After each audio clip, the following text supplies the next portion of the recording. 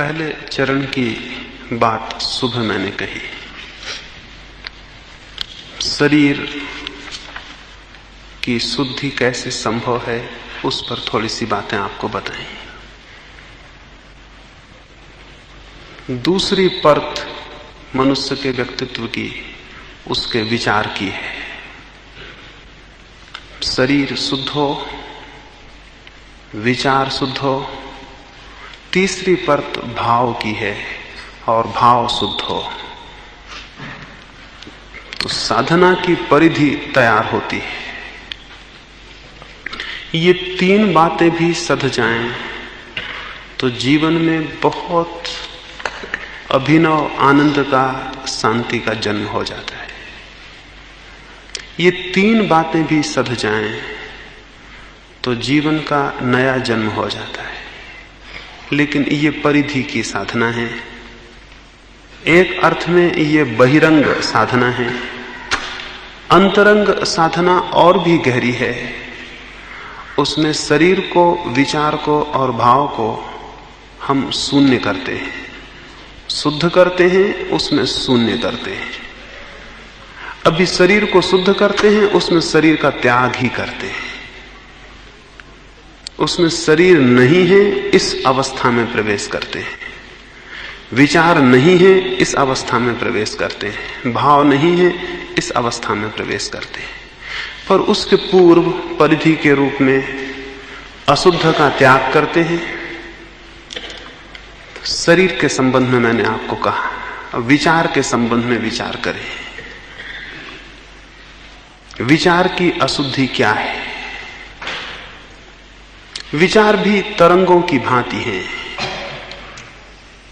और विचार भी मनुष्य के चित्त पर अपना प्रभाव शुभ या अशुभ के लिए छोड़ते हैं। जो व्यक्ति जिन विचारों से आंदोलित होता है, उसका व्यक्तित्व वैसा ही निर्मित हो जाता है। जो व्यक्ति जिन विचारों से आंदोलित होता है, उसका व्यक्तित्व वैसा ही निर्मित हो जाता है। जो व्यक्ति सौंदर्य का विचार करेगा, जिस व्यक्ति की चेतना निरंतर सौंदर्य के निकट चिंतन और मनन करेगी, उसके व्यक्तित्व में एक सौंदर्य का जन्म हो जाना बिल्कुल स्वाभाविक है। जो व्यक्ति शिवत्व के संबंध में, शुभ के संबंध में विचार करेगा और उसकी चेतना उस केंद्र पर परिभ्रमण करेगी, उसके जीवन में शुभ का पैदा हो जाना आश्चर्यजनक नहीं है।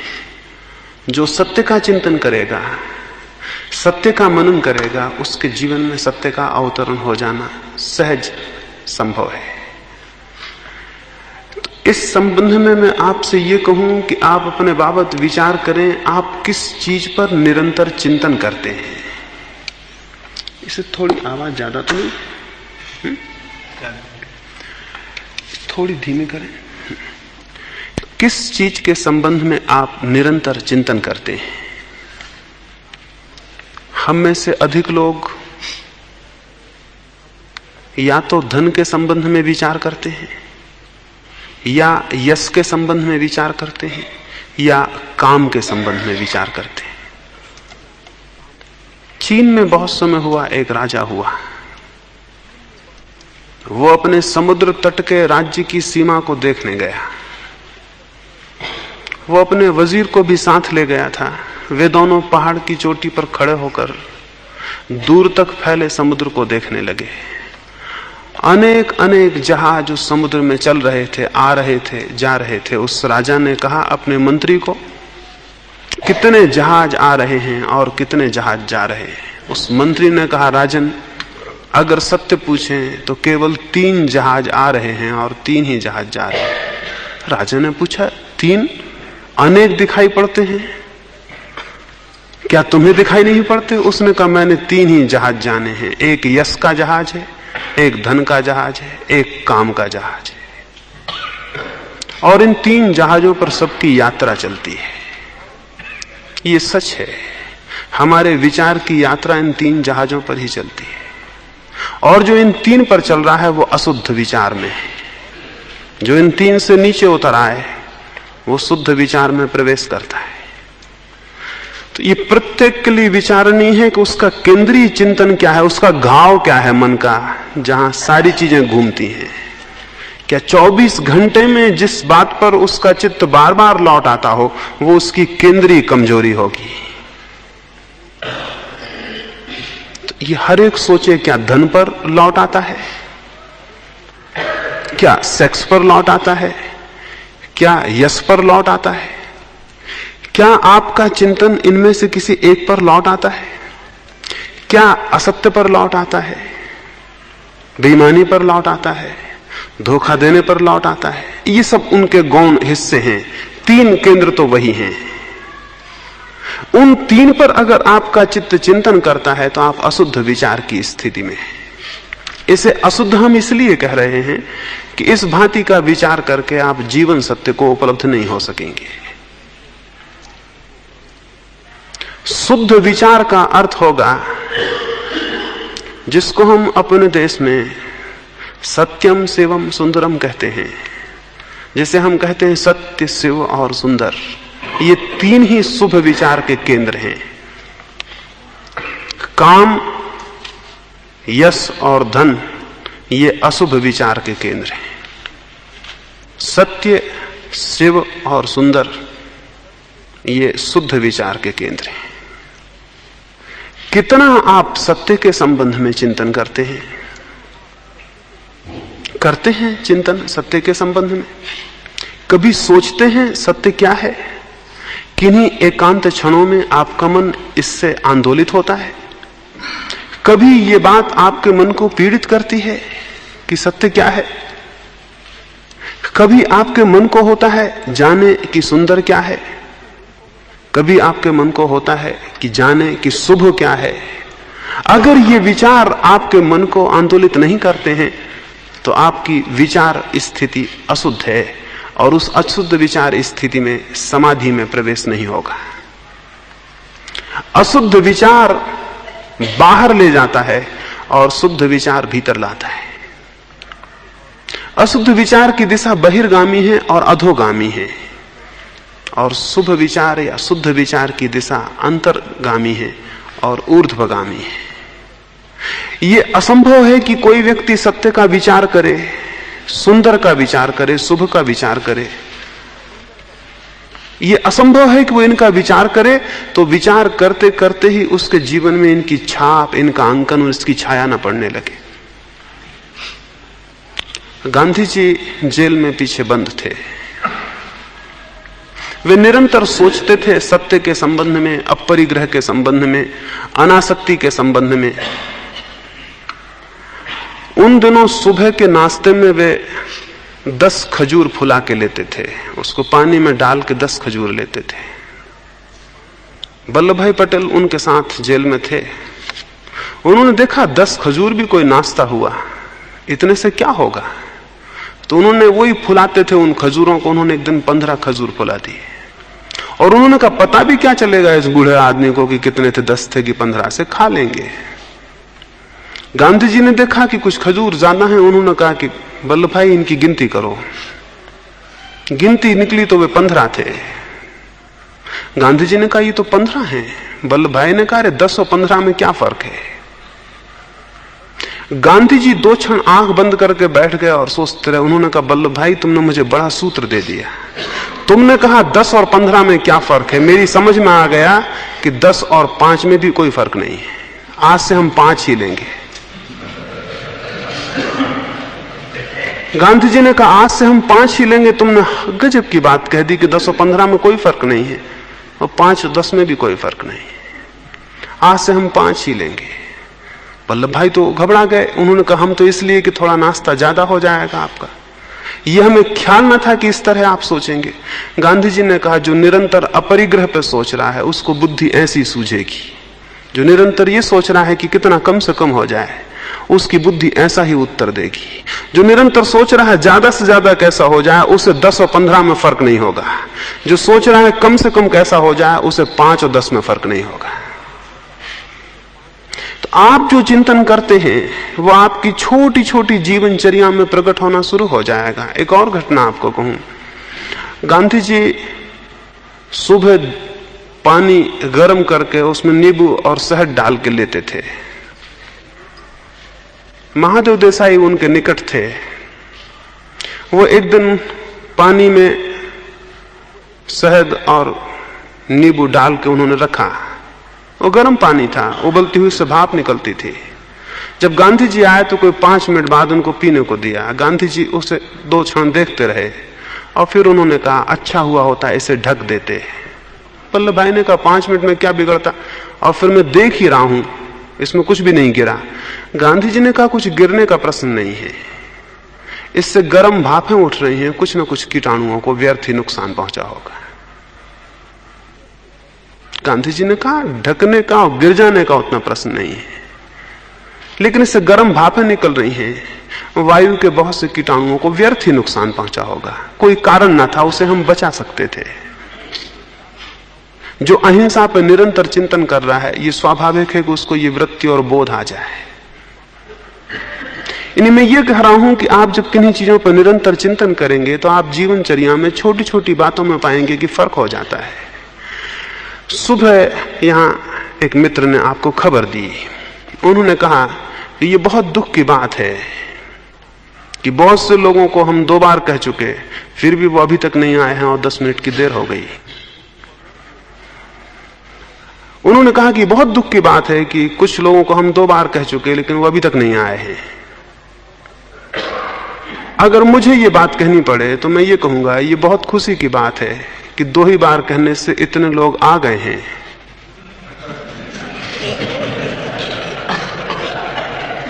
और मैं ये कहूंगा कि ये और भी ज्यादा खुशी की बात होगी कि जो नहीं आए हैं वो भी आ जाएं।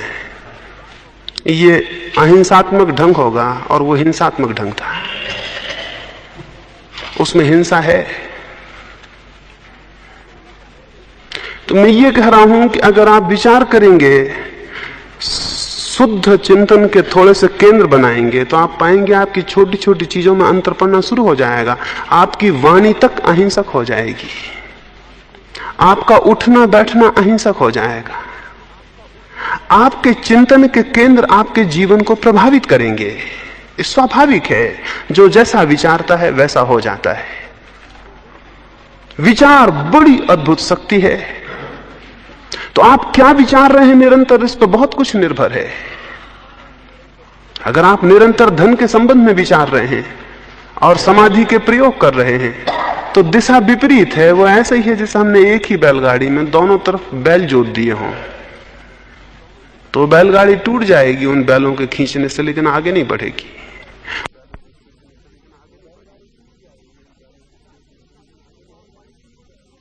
विचार की दिशा शुद्ध हो तो आप पाएंगे बड़ी छोटी छोटी चीजों में अंतर पड़ना शुरू हो जाता है। बहुत बड़ी बड़ी बातें नहीं है जीवन में, जीवन बड़ी छोटी छोटी बातों से बनता है।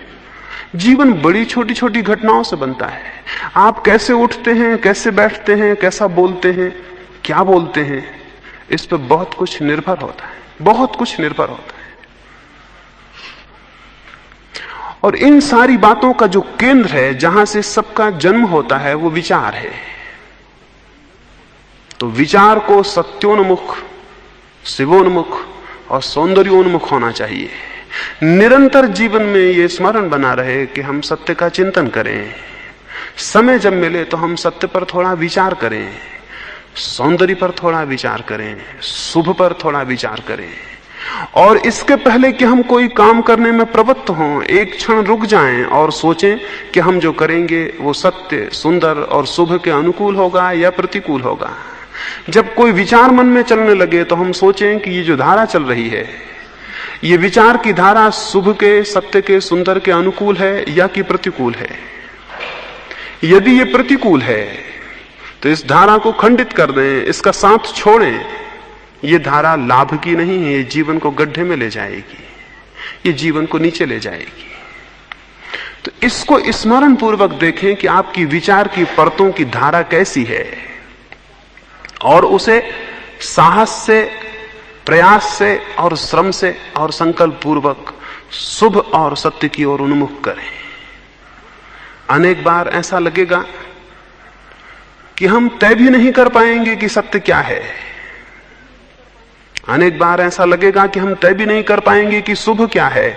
हो सकता है आप तय न कर पाए, लेकिन आपने विचार किया, तय करने की चेष्टा की, ये भी काफी मूल्यवान है और आप में फर्क लाएगा।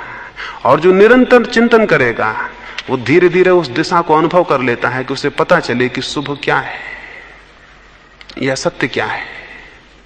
तो प्रत्येक विचार को, प्रत्येक वाणी को, प्रत्येक क्रिया को करने के पूर्व एक क्षण रुक जाएं, इतनी जल्दी कुछ भी नहीं है, और देखें कि मैं जो कर रहा हूं उससे क्या प्रकट हो रहा है, उसमें क्या जाहिर हो रहा है, उसमें कौन सी घटना घट रही है। इसका सतत चिंतन साधक को जरूरी है। तो मैं पहला तो बुनियादी जो विचार शुद्धि की बात है वो ये है कि हमारी दिशा के केंद्र क्या हैं चिंतन के। अगर वे केंद्र आप में नहीं हैं जिनकी मैं बात कर रहा हूं तो उन केंद्रों को जगाना होगा। आप जान के हैरान होंगे, अगर सत्य, शिव या सुंदर में से एक भी केंद्र आप में जग जाए तो दो केंद्र अपने आप जगने शुरू हो जाएंगे। और यह भी मैं आपको उल्लेख कर दूं कि 3 तरह के लोग होते हैं जगत में। एक वे लोग होते हैं जिनके भीतर सत्य के केंद्र के विकसित होने की शीघ्र संभावना होती है। एक वे लोग होते हैं जिनके भीतर शुभ के केंद्र के विकसित होने की शीघ्र संभावना होती है। और एक वे लोग होते हैं जिनके भीतर सौंदर्य के विकसित होने की शीघ्र संभावना होती है। यह हो सकता है आप में से सबके केंद्र अलग हों, लेकिन अगर एक केंद्र भी जग जाए तो दो अपने आप जगने शुरू हो जाते हैं। अगर कोई व्यक्ति सौंदर्य को ठीक से प्रेम करने लगे तो असत्य नहीं बोल सकता, क्योंकि असत्य बोलना बड़ी असुंदर बात है, बड़ी कुरूप बात है। अगर कोई व्यक्ति सुंदर को ठीक से प्रेम करने लगे तो अशुभ कृत्य नहीं कर सकता, क्योंकि अशुभ कृत्य कुरूप होता है। यानी वो इसलिए चोरी नहीं कर सकता कि चोरी करना बड़ा कुरूप कृत्य है। तो अगर उसकी सौंदर्य के प्रति भी पूरी आकांक्षा पैदा हो जाए तो भी बहुत कुछ हो जाएगा। एक बार गांधी जी रविन्द्रनाथ के वहां मेहमान थे। रविन्द्रनाथ बूढ़े हो गए थे। वे तो सौंदर्य के साधक थे। उन्होंने सत्य से और शुभ से उन्हें कोई मतलब ना था। इस अर्थ में मतलब नहीं था कि वे उनकी सीधी दिशा नहीं थे, वे सौंदर्य के साधक थे। गांधी जी वहां मेहमान थे। संध्या को दोनों घूमने निकलने को थे। तो रविन्द्रनाथ ने कहा 2 क्षण रुके, मैं थोड़ा बाल संवार के आया। गांधी जी ने कहा क्या बेहूदी बात, बाल संवारना। गांधी जी उनको साफ ही कर चुके थे, संवारने की झंझट ही खत्म हो गई। और इस बुढ़ापे में बाल संवारना, ये तो बड़ी अजीब और गांधी जी के लिए बड़ी असोचनीय बात थी। वो बड़े गुस्से में खड़े रहे, लेकिन अब रविन्द्रनाथ को कुछ कह भी नहीं सकते थे। रविन्द्रनाथ भीतर गए तो 2 मिनट बीते, 5 मिनट बीते, 10 मिनट बीते। गांधी जी हैरान हुए कि कैसे बाल संवारे जा रहे हैं। उन्होंने खिड़की से झांका तो वो आदमकद आईने के सामने खड़े हैं और बाल संवारे ही चले जाते हैं। गांधी जी की बर्दाश्त के बाहर हुआ। उन्होंने कहा कि मैं समझ नहीं पा रहा हूं ये आप क्या कर रहे हैं। घूमने का वक्त निकला जा रहा है और बाल भी क्या संवारने, और इस बुढ़ापे में बाल क्या संवारने।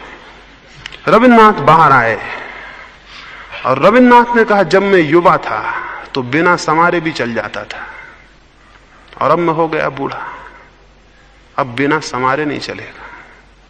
रविन्द्रनाथ ने कहा जब मैं युवा था तो बिना बाल संवारे भी चल जाता था, अब मैं हो गया बूढ़ा, इसलिए बिना संवारे नहीं चलेगा। और ये ना सोचें कि मैं सुंदर होने को उत्सुक हूं, केवल इतना ही है कि किसी को कुरूप दिख के उसको दुख देने का कारण न बनूं। रविन्द्रनाथ ने कहा कि ये ना सोचें कि मैं सुंदर दिखने को उत्सुक हूं, ये देह जिसको मैं सुंदर बना के घूम रहा हूं कल राख हो ही जाने वाली है, कल ये चिता पे चढ़ेगी और जल जाएगी, वो मैं जानता हूं। लेकिन किसी की आंख में कुरूपता खटके ना, किसी को दुख का कारण ना बन जाऊं, इसलिए ये सारी उत्सुकता है। ये सौंदर्य का साधक यूं सोचेगा। कुरूपता दूसरे के लिए प्रतिहिंसा है, फिर वो कुरूपता किसी भी तरह की हो, फिर चाहे वो व्यवहार की हो और चाहे वाणी की हो और चाहे कैसी हो। तो मैं आपको यह कहूंगा कि अगर आप में सुंदर होने की उत्सुकता है तो पूरी तरह सुंदर हो जाइए, पूरी तरह सुंदर हो जाइए कि सर्वांग जीवन सुंदर हो जाए। तो मैं ये नहीं कहता कि जो बाल संवार रहे हैं वो बुरा कर रहे हैं, मैं उनसे यही कहता हूं कि बाल जरूर संवारें, और भी बहुत कुछ है जो संवार लें। मैं नहीं कहता आप आभूषण पहन के निकले हैं तो बुरा कर रहे हैं, मैं ये कहता हूं आभूषण पहने ये तो अच्छा किया, लेकिन सच्चे आभूषण भी पहन लें। मैं ये नहीं कहता कि आप शुभ्र वस्त्र पहन के आए हैं तो बुरा किया, बहुत अच्छा किया। शुभ्र वस्त्र पहने ये तो ठीक ही किया, शुभ्र अंतस भी हो जाए। तो सुंदर को पूरा साधें तो आप पाएंगे कि सत्य और शुभ उसमें अपने आप समाविष्ट हो जाएंगे। जो शिवत्व को साधेगा वो भी सुंदर को और सत्य को उपलब्ध हो जाएगा, जो सत्य को साधेगा वो भी दोनों को उपलब्ध हो जाएगा, वो भी दोनों को उपलब्ध हो जाएगा। इन तीन में से कोई भी आपकी दिशा हो, कोई भी आपके रुचि का केंद्र बनता हो, उसको केंद्र बना लें और अपने विचार को उसकी परिधि पर घूमने दें और उससे अंतः प्रभावित होने दें। एक केंद्र चुने इन तीन में से और उसे साधें, और जीवन के सर्वांगीण विधियों में, व्यवहारों में, आचार में और व्यवहार में उसे साधें। तो आप धीरे धीरे एक अद्भुत बात अनुभव करेंगे। जैसे जैसे वो केंद्र सधने लगेगा, वैसे वैसे आपके जीवन की विकृतियां और अशुद्ध विचार विलीन होने लगेंगे। मैं आपको ये नहीं कहता हूं बहुत जोर से कि आप धन का चिंतन छोड़ें।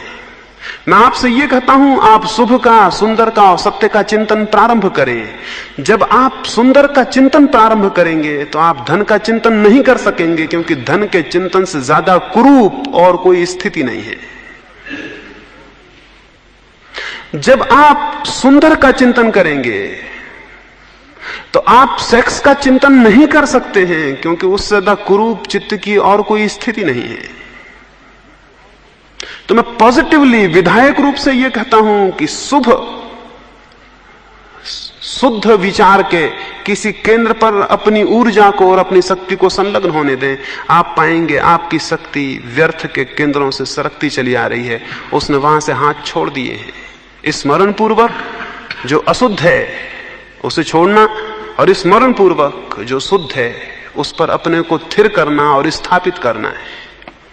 विचार शुद्ध होगा तो जीवन में फिर बहुत गहरी गति होगी। ये विचार की मूल बात है। विचार शुद्धि के लिए विचार की ये मूल बात है। फिर कुछ और बातें हैं जो गौण हैं, वो भी मैं आपको स्मरण दिला दूं। विचार के शुद्ध होने के लिए महत्वपूर्ण है कि आप ये जानें कि आपके भीतर सारे विचार बाहर से आते हैं। कोई विचार आपके भीतर नहीं होता, सारे विचार आपके पास बाहर से आते हैं। विचार की खूंटियां भीतर होती हैं, विचार बाहर से आते हैं। ये जरा समझ लें, विचार बाहर से आते हैं, खूंटियां भीतर होती हैं। अगर किसी व्यक्ति ने धन का चिंतन किया है तो धन के विचार तो बाहर से आते हैं, केवल धन के विचार करने की जो कामना है उसकी खूंटी भर भीतर होती है। विचार बाहर से आकर उस खूंटी पर टंग जाते हैं। जो सेक्स का चिंतन करता है, सेक्स की खूंटी तो भीतर होती है, विचार बाहर से आकर उस पर टंग जाते हैं। जो जिस बात का चिंतन करता है उसकी सिर्फ खूंटी भीतर होती है, विचार हमेशा बाहर से आके टंग जाते हैं। आपके पास जितने विचार हैं वो सब बाहर से आए हुए हैं।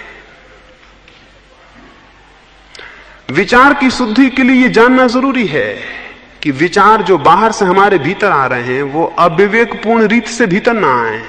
हम सजग हों और जिसको भीतर आने देना चाहते हो वही हमारे भीतर आए, शेष को हम बाहर फेंक दें। मैं भी पीछे कहता था अगर मेरे घर में कोई कचरा फेंक देगा तो मैं उससे झगड़ने जाऊंगा, लेकिन मेरे दिमाग में अगर कोई कचरा फेंकता है तो मैं झगड़ने नहीं जाता। अगर आप रास्ते पे मुझे मिलें और मैं एक फिल्म की कहानी आपको सुनाने लगूं तो आपको कोई दिक्कत नहीं होती, और अगर मैं घर में जाके आपके थोड़ा कचरा फेंक आऊं तो आप कहेंगे आपने ये क्या किया, कानून के विपरीत है। और मैं आपके दिमाग में कचरा डालूं, एक फिल्म की कहानी सुनाऊं, तो आप बड़े मजे से बैठ के सुनते रहते हैं। अभी हमको ये पता नहीं है कि दिमाग में भी कचरे फेंके जा सकते हैं, और हम सारे लोग एक दूसरे के ऐसे दुश्मन हैं कि एक दूसरे के दिमाग में कचरा फेंकते रहते हैं। जिनको आप मित्र समझते हैं वे आपके साथ क्या कर रहे हैं, उनसे बड़ा दुर्व्यवहार और कोई नहीं कर सकता। इससे दुश्मन बेहतर, कम से कम आपके दिमाग में कुछ नहीं फेंकता, क्योंकि आपसे मिलता जुलता नहीं। हम सब एक दूसरे के दिमाग में कचरा डाल रहे हैं, और हम इतने सोए हुए लोग हैं कि हमें पता नहीं होता कि हम क्या ले रहे हैं। हम सबको स्वीकार कर लेते हैं। हम धर्मशालाओं की तरह हैं जिनमें कोई रखवाला नहीं है, और जिन पर कोई द्वारपाल नहीं बैठा हुआ है कि कौन ठहरे और कौन न ठहरे। उसमें जो भी आए, आदमी या जानवर या चोर या बेईमान, वो सब ठहरे, और जब उसका मन हो तब चला जाए, और न मन हो तो बराबर रहा है। मन को धर्मशाला नहीं होना चाहिए। अगर मन धर्मशाला होगा, सुरक्षित नहीं होगा, तो अशुद्ध विचार से छुटकारा मुश्किल है। तो स्मरण पूर्वक मन के ऊपर पहरा होना चाहिए। शुद्ध विचार के लिए दूसरी जरूरत है कि मन पर पहरा हो, एक वॉचफुलनेस हो। हम जागे सजग पहरेदार हों कि हमारे भीतर क्या आता है, जो व्यर्थ है उसे इंकार कर दें। मैं भी एक सफर में था, मैं था और मेरे साथ मेरे कंपार्टमेंट में एक सज्जन और थे। वे मुझसे कुछ बातचीत करना चाहते होंगे। जैसे ही मैं बैठा, उन्होंने सिगरेट निकाल के मुझे दी। मैंने कहा क्षमा करें, मैं नहीं लूंगा। उन्होंने सिगरेट अंदर रख ली। फिर थोड़ी देर बाद उन्होंने पान निकाला और मुझसे कह लीजिए। मैंने कहा माफ करें, मैं नहीं लूंगा। वो फिर पान रख के बैठ गए। फिर उन्होंने अपना अखबार उठाया, बोला इसको पढ़िएगा। मैंने कहा क्षमा करें, मैं नहीं पढ़ूंगा। वो बोले बड़ा मुश्किल है, हम आपको कुछ भी देते हैं, आप नहीं लेते। वो मुझसे बोले हम आपको कुछ भी देते हैं, आप कुछ भी नहीं लेते। मैंने कहा कि जो कुछ भी ले लेते हैं वो नासमझ हैं, और आप जो दे रहे हैं, मैं कोशिश करूंगा कि आपसे भी छिन जाए। मैं तो उसे नहीं लूंगा, आपसे भी छिन जाए, ये कोशिश करूंगा। आप क्या करते हैं? अगर खाली बैठे हैं, अखबार उठा के पढ़ने लगेंगे, क्योंकि खाली बैठे हैं। तो खाली बैठे रहना बेहतर है बजाय कचरा इकट्ठा करने से। खाली बैठे रहना बुरा नहीं है। कुछ ऐसे पागल हैं जो ये कहते हैं कि कुछ ना कुछ करना ना करने से अच्छा है। ये गलत है। कुछ भी गलत करने से ना करना हमेशा बेहतर है। कुछ हैं जो कहते हैं कि कुछ ना कुछ करते रहना कुछ भी ना करने से बेहतर है। मैं आपसे कहता हूं कुछ भी ना करना कुछ भी गलत सदल करने से हमेशा बेहतर है, क्योंकि उस वक्त कम से कम आप कुछ खो तो नहीं रहे, उस वक्त कम से कम कुछ व्यर्थ तो इकट्ठा नहीं कर रहे हैं। तो इसकी एक सजगता, विचार के आंतरिक संक्रमण में हम सजग हों तो विचार को शुद्ध रखना कठिन नहीं है, अशुद्ध विचार को पहचान लेना कठिन नहीं है। वे विचार जो आपके भीतर जाके उत्तेजना पैदा करते हो अशुद्ध हैं, वे विचार जो आपके भीतर जाके शांति के झरने पैदा करते हो शुद्ध है।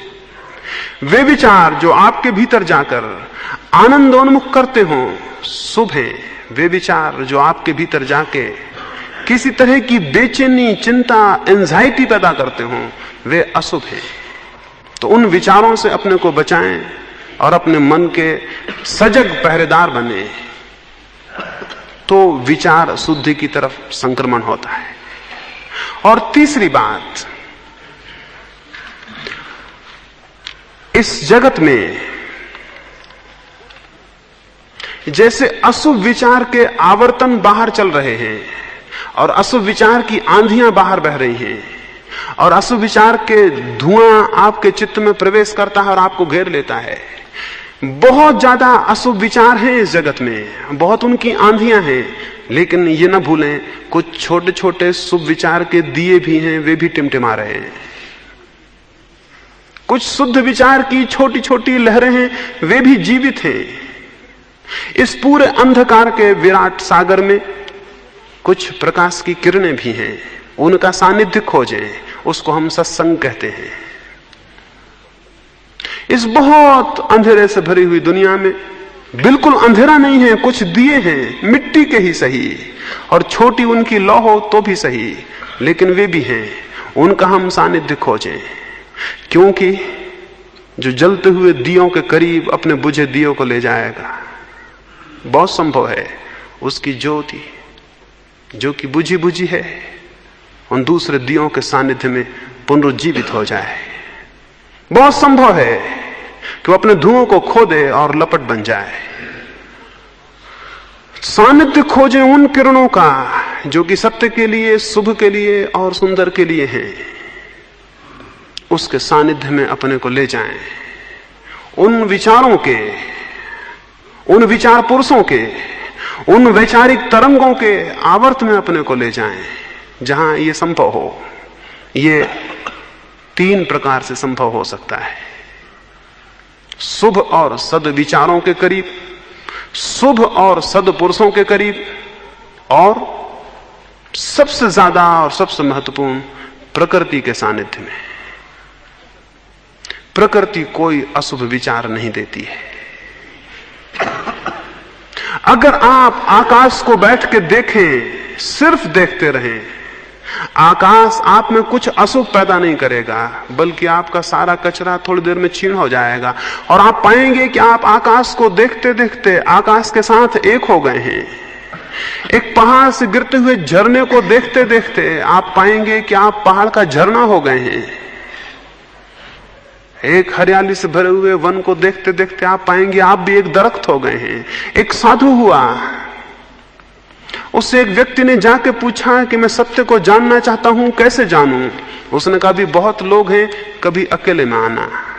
वो दिन भर नहीं आया, वो सांझ को आया जब कोई भी नहीं था, दिए जल गए थे, रात हो गई थी। साधु अकेला था, अपना दरवाजा बंद करने को था। उस आदमी ने कहा ठहरे, अब कोई भी नहीं है, आप आए हुए लोगों को विदा करके दरवाजा बंद कर रहे हैं। मैं बाहर ही रुका था, जब सब विदा हो जाएंगे मैं भीतर प्रवेश करूंगा। अब मैं आ गया, अब मैं पूछना चाहता हूं मैं शांत कैसे हो जाऊं, परमात्मा को कैसे उपलब्ध हो जाऊं? उसने कहा बाहर आओ। ये झोपड़े के भीतर नहीं हो सकेगा, क्योंकि यहां जो दिया जलाया है वो आदमी का जलाया हुआ है, और ये झोपड़ी के भीतर नहीं हो सकेगा क्योंकि झोपड़ी है आदमी की बनाई हुई है। बाहर आए, एक बड़ी दुनिया भी है जो किसी की बनाई हुई नहीं, या कि परमात्मा की बनाई हुई है। बाहर आए, वहां मनुष्य का सृजन कुछ भी नहीं है, वहां मनुष्य की कोई छाप नहीं है। और आप स्मरण रखें, अकेला मनुष्य ऐसा प्राणी है जो अशुभ छापें छोड़ता है और कोई अशुभ छापें नहीं छोड़ता है। बाहर आए, वहां बांस के दरख्त थे और चांद ऊपर खिला हुआ था, ऊपर उगा हुआ था। वो साधु उन दरख्तों के पास जाके खड़ा हो गया। 1 मिनट, 2 मिनट, 10 मिनट, 15 मिनट। उस आदमी ने पूछा कुछ बोलिए भी तो, आप चुपचाप खड़े हैं, इससे हम क्या समझेंगे? उसने कहा अगर तुम समझ सकते तो समझ जाते, तुम भी चुपचाप खड़े हो जाओ और हम बांस का एक दरख्त हो गए हैं और तुम भी हो जाओ। बोला ये तो बड़ा मुश्किल है। उस साधु ने कहा यही हमारी साधना है। बांसों के पास खड़े खड़े हम थोड़ी देर में भूल जाते हैं कि हम अलग हैं और हम बांस ही हो जाते हैं, और चांद को देखते देखते हम थोड़ी देर में भूल जाते हैं कि हम अलग हैं और हम चांद ही हो जाते हैं। और प्रकृति की सानिध्य में जो इतना तादात्म्य खोज लेता है, उसके विचार अद्भुत रूप से शुद्ध होने लगते हैं, उसके विचार की अशुद्धि विलीन होने लगती है। तो 3 रास्ते हैं, सद्विचार, और सद्विचारों की अनंत धाराएं हैं, और सद्पुरुष वे कभी समाप्त नहीं है, वे हमेशा मौजूद हैं। लेकिन हम कुछ ऐसे अंधे हैं कि हम केवल मुर्दों के पूजने के आदी हैं, और हम ऐसे अंधे हैं कि जीवित कोई व्यक्ति हमारे लिए कभी सद हो ही नहीं सकता। सिर्फ मुर्दे हमारे लिए सद होते हैं, और मुर्दों से सत्संग बड़ा मुश्किल है। और दुनिया में जितने धर्म हैं वो सब मुर्दों के पूजक हैं, जीवित का पूजक करीब करीब कोई भी नहीं है। और वो सब मरे हुओं को पूजते हैं, और सबको ये भ्रम है कि जितने सत्पुरुष होना थे वो सब हो चुके, आगे कोई भी नहीं होगा। और सबको ये भ्रम है कि जो जीवित हो वो सत कैसे हो सकता है।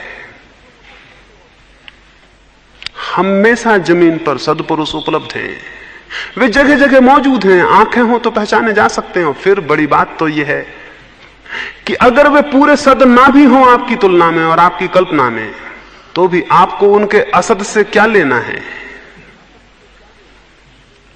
एक फकीर था, उसने कहा कि मैंने आज तक जिनके पास भी गया सबसे सीखा। किसी ने पूछा ये कैसे हो सकता है, एक चोर से क्या सीखिएगा? उसने कहा एक बार ऐसा हुआ, हम एक चोर के घर में मेहमान थे,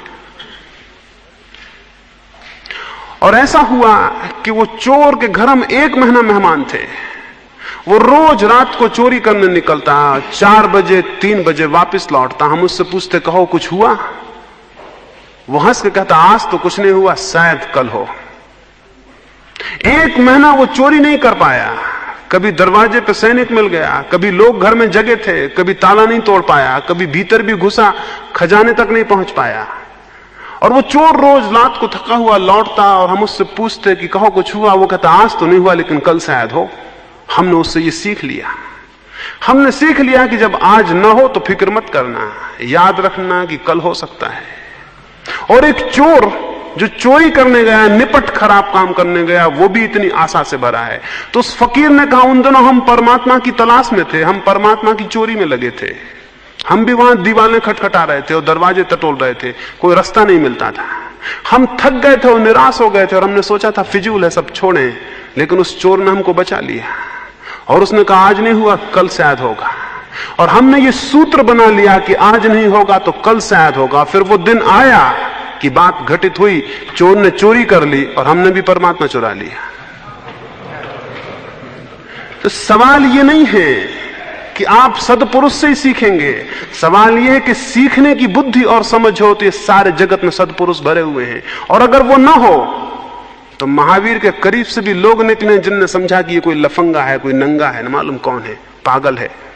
महावीर के करीब से लोग निकले हैं। और आप जो सुनते हैं लोग कहते हैं फला आदमी नंगा लुच्चा है, ये सबसे पहले महावीर के लिए प्रयुक्त हुआ शब्द है, क्योंकि वो नंगे थे और केस लुंज करते थे, इसलिए नंगे लुच्चे कहलाते थे। लोग कहते थे नंगा लुच्चा है। अब वो शब्द गाली है। आज अगर आपसे कोई कह देगा आप गुस्से में आ जाएंगे, लेकिन वो नग्न और केस लुंज करने वाले साधु महावीर के लिए सबसे पहले प्रयुक्त हुआ था। तो महावीर के करीब से निकलने वाले लोग थे जिनने समझा कि न मालूम कौन फालतू आदमी है। ऐसे लोग थे जिन्होंने उनको मारा, ठोका और समझा कि कोई बेईमान है, कोई ठग है, कोई जासूस है। ऐसे लोग हुए जो महावीर को नहीं समझ सके। ऐसे लोग हुए जिन्होंने क्राइस्ट को सूली पर लटका दिया ये समझ के कि कोई झूठ बातें बोलता है। ऐसे लोग हुए जिन्होंने सुकरात को जहर पिला दिया। और वे लोग उस दिन हुए ऐसा मत सोचना, वो सब आपके भीतर मौजूद हैं, यही लोग थे। अभी आपको मौका मिल जाए तो सुकरात को जहर पिला देंगे, और मौका मिल जाए तो क्राइस्ट को सूली पर लटका देंगे, और मौका मिल जाए तो महावीर को देख के आप हंसने लगेंगे कि कैसे पागल आदमी है। लेकिन चूंकि वो मर गए, मुर्दों को आप पूज लेते हैं, उनसे कोई दिक्कत नहीं है। जो जिंदा हैं उनको पूजना बड़ा मुश्किल है, उनको मानना, उनको समझना बड़ा मुश्किल है। तो अगर सद की खोज हो तो सारा जगत सदपुरुषों से हमेशा भरा हुआ है। ऐसा कभी नहीं हुआ है, न कभी होगा। और जिस दिन यह हो जाएगा कि सदपुरुषों की परंपरा खंडित हो जाएगी, उस दिन आगे कोई सदपुरुष नहीं हो सकेगा, क्योंकि वो धारा टूट जाएगी, वो रेगिस्तान में विलीन हो जाएगी। वो मोटी और पतली हमेशा बह रही है वो धारा, उससे परिचित होना, संबंधित होना। और उसके लिए रास्ता ये नहीं है कि आपको कोई जब बिल्कुल ही परम व्यक्ति मिलेगा तब आप समझेंगे। आपकी आंख खुली रखें, छोटी छोटी घटनाओं में समझना हो सकता है। एक बाबत में पढ़ता था, एक साधु के बाबत। वो 60 वर्ष की उम्र तक व्यवसाय करते रहे। उनका नाम, घर का नाम राजा बाबू था। वृद्ध हो गए तो भी लोगों ने राजा बाबू कहते। एक दिन सुबह सुबह वो घूमने निकले थे। सुबह अभी सूरज नहीं उगा है, वो गांव के बाहर घूमने गए हैं। एक स्त्री अपने घर में एक बच्चे को जगा रही है, उससे कह रही कि राजा बाबू कब तक सोए रहोगे, अब सुबह हो गई, उठो। वो बाहर छड़ी लिए हुए चले जा रहे थे, उन्हें सुना ही पड़ा कि राजा बाबू कब तक सोए रहोगे, अब तो सुबह हो गई, अब तो उठो। और उन्होंने ये सुना और वो वापस लौट आए। उन्होंने घर जाके कहा कि अब मुश्किल है, आज उपदेश मिल गया, आज सुनाई पड़ गया कि राजा बाबू कब तक सोए रहोगे, अब तो सुबह भी हो गई, अब उठो। उन्होंने कहा आज तो बस बात समाप्त हो गई। अब ये किसी स्त्री ने न मालूम किस बच्चे को सुबह उठाने के लिए कहा था, लेकिन जिसके पास आंख थी उसके लिए उपदेश बन गया। और ये हो सकता है कि कोई आपको उपदेश दे रहा हो और आपके पास कान और आंख ना हो और आप बैठे सुनते रहें और समझें कि शायद किसी और से कहता होगा। तो सद का संपर्क, सद की आकांक्षा, सद की तलाश, अन्वेषण और सत विचारों का जीवन में प्रवेश, प्रकृति का सानिध्य, ये सद विचार के लिए, शुद्ध विचार के लिए उपयोगी शर्तें और भूमिकाएं हैं। ये थोड़ी सी बातें मैंने विचार शुद्धि के लिए कहीं। इसको एक अनिवार्य अंग समझ के प्रयोग करना है जीवन भर। कोई आज और कल की बात नहीं है। कोई धर्मों के शिविर नहीं हो सकते कि 3 दिन में बात आई और समाप्त हो गई। धर्मों की कोई ऐसी ट्रेनिंग नहीं हो सकती कि 3 दिन हम मिले और मामला खत्म हो गया। अधर्म ऐसी बीमारी है कि जीवन भर चलती है, इसलिए धर्म का शिविर भी जीवन भर ही चलना पड़ेगा, कोई रास्ता नहीं है। तो उसे जीवन भर प्रयोग करना होगा। भाव के संबंध में कल मैं बात करूंगा कि भाव शुद्धि के लिए हम क्या करें। अब रात्रि के ध्यान के लिए थोड़ी सी बात समझ लें और फिर हम रात्रि के ध्यान के लिए बैठेंगे। रात्रि के ध्यान के लिए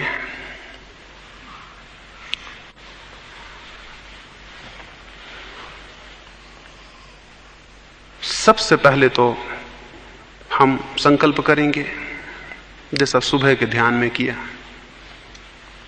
5 बार संकल्प करेंगे। फिर 5 बार के बाद थोड़ी देर तक जैसे सुबह भाव किया वैसा भाव करेंगे। उसके बाद सब लोग लेट जाएंगे। तो सब लोग पहले से लेट जाएंगे, अपनी अपनी जगह पर चुपचाप लेट जाएंगे। लेटने के बाद अंधकार हो जाएगा। फिर हम अपने शरीर को शिथिल करेंगे। पीछे जो शिविर में थे वहां हमने शरीर को इकट्ठा शिथिल किया था। हो सकता है कुछ लोगों का इकट्ठा शिथिल नहीं हो पाता है, इसलिए उनके लिए और सरल रास्ता मैं सुझाता हूं। शरीर में योग की दृष्टि से 7 चक्र होते हैं। शरीर में योग की दृष्टि से 7 चक्र होते हैं। उन 7 चक्रों में से 5 का प्रयोग हम इस ध्यान के लिए करेंगे। सबसे जो प्राथमिक चक्र है वो मूलाधार कहलाता है। वो जननेंद्रिय के करीब होता है। वो पहला चक्र है जिसका हम प्रयोग करेंगे अभी इस रात्रि के ध्यान में। दूसरा चक्र है स्वाधिष्ठान चक्र। वो नाभि के करीब मान ले सकते हैं। अभी कल्पना में समझ लें, जननेंद्रिय के करीब जो चक्र है उसका नाम मूलाधार, नाभि के पास जो चक्र है उसका नाम स्वाधिष्ठान। और ऊपर चलें, हृदय के पास जो चक्र है उसका नाम अनाहत। और ऊपर चलें, माथे के पास जो चक्र है उसका नाम आज्ञा। और ऊपर चलें, चोटी के पास जो चक्र है उसका नाम सहस्त्रार। इन 5 का हम उपयोग करेंगे। चक्र तो 7 हैं और भी ज्यादा हैं। इन 5 का हम उपयोग करेंगे और इनका उपयोग के साथ हम शरीर को शिथिलता की तरफ ले जाएंगे। और आप हैरान होंगे, मूलाधार जो चक्र है उसका नियंत्रण आपके पैरों पर है। हम सुझाव देंगे मूलाधार चक्र को। जब आप लेट जाएंगे तो मैं कहूंगा मूलाधार चक्र पर ध्यान को ले जाइए। तो आप अपने भीतर जननेंद्रिय के करीब मूलाधार चक्र के पास ध्यान को ले जाएंगे, वहां बोध रखेंगे। फिर मैं कहूंगा मूलाधार चक्र को शिथिल छोड़ दीजिए और उसके साथ ही दोनों टांगों को शिथिल छोड़ दीजिए। आप भीतर भाव करेंगे कि मूलाधार चक्र शिथिल हो रहा है, मूलाधार चक्र शिथिल हो रहा है और पैर शिथिल होते जा रहे हैं। आप थोड़ी देर में पाएंगे कि पैर दोनों मुर्दे की तरह लटक के शिथिल हो गए हैं।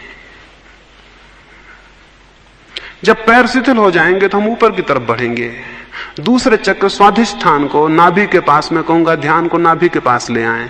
तो आप अपनी कल्पना में नाभि के पास भीतर ध्यान को लाएंगे और हम वहां कहेंगे कि स्वाधिष्ठान चक्र शिथिल हो रहा है और पेट के सारा यंत्र शिथिल हो रहा है। उसको अनुभव करते ही वो सारा यंत्र धीरे धीरे शिथिल हो जाएगा। फिर हम और ऊपर बढ़ेंगे और हृदय के पास आएंगे और मैं कहूंगा अनाहत चक्र शिथिल हो रहा है। तब आप हृदय को शिथिल छोड़ेंगे और अनाहत पर ध्यान रखेंगे उस जगह हृदय के पास और भावना करेंगे कि अनाहत शिथिल हो रहा है। तो छाती का पूरा यंत्र और संस्थान शिथिल हो जाएगा। फिर हम ऊपर आएंगे और माथे के पास दोनों आंखों के बीच में आज्ञा चक्र है, उसका अंदर भाव करेंगे कि आज्ञा के पास हमारा ध्यान है, दृष्टि है। और मैं कहूंगा आज्ञा चक्र शिथिल हो रहा है और मस्तिष्क शिथिल हो रहा है। उसके साथ सारा मस्तिष्क, गर्दन, सारे सिर का हिस्सा एकदम शिथिल हो जाएगा। तब आपको सिर्फ चोटी के पास थोड़ी सी धक धक और भार मालूम पड़ेगा, सारा शरीर शिथिल हो जाएगा। सिर्फ चोटी के पास आपको थोड़ा सा भार और धक धक मालूम पड़ेगा। अंतिम रूप से मैं कहूंगा सहस्त्रार चक्र।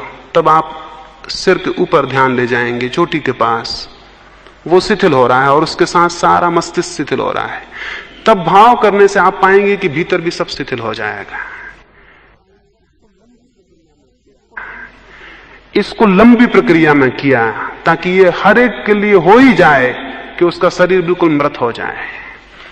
इन 5 चक्रों पर सुझाव दूंगा, और जब ये सब शिथिल हो जाएगा तब मैं आपसे कहूंगा कि अब शरीर बिल्कुल मुर्दा हो गया, अब उसको छोड़ दें, उसे बिल्कुल छोड़ दें, शरीर मुर्दा हो गया है।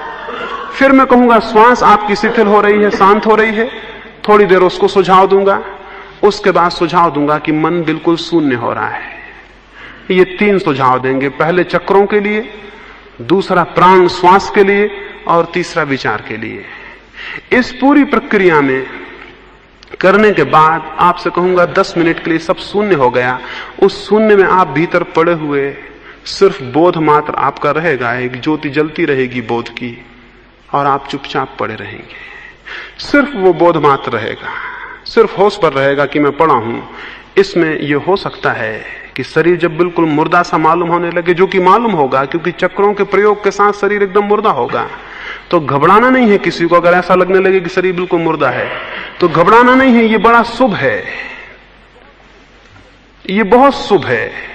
जो जीते जी अपने शरीर के मुर्दे होने को अनुभव कर लेगा, वो धीरे धीरे मृत्यु के भय से मुक्त हो जाता है। तो उसमें घबराना नहीं है। कोई भी अनुभूति मालूम हो, कोई प्रकाश आलोक मालूम हो, शांति मालूम हो, उसको चुपचाप देखते रहना है और शांत शून्य में पड़े रहना है।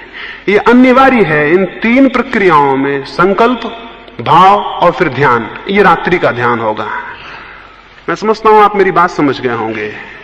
तो अब सब इतने दूर बैठ जाएं लोग कि पहले तो हम अपनी जगह बना लें कि आप लेट सकेंगे। सब इतने दूर बैठ जाएं, सारी जगह का उपयोग कर लें, कोई बैठा हुआ नहीं रहेगा।